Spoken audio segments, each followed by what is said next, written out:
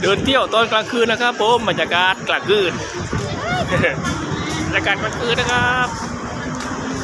เดินเที่ยวดูนะครับหนาวดีนะครับลมเย็น14 องศา15 องศาแต่ลมเย็นลมเย็นเย็นหนาวทรมานหวนคิดถึงบ้านที่จากมา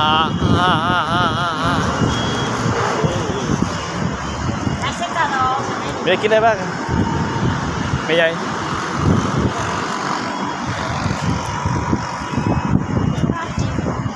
ไปหาสตรีทฟู้ดกินกันดีกว่านี่ตะกูตะกรุดพร้อมก่อนเย้ย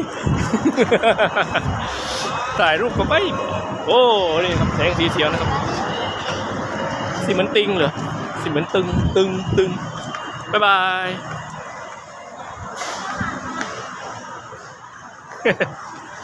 บ๊ายบายกันดีกว่า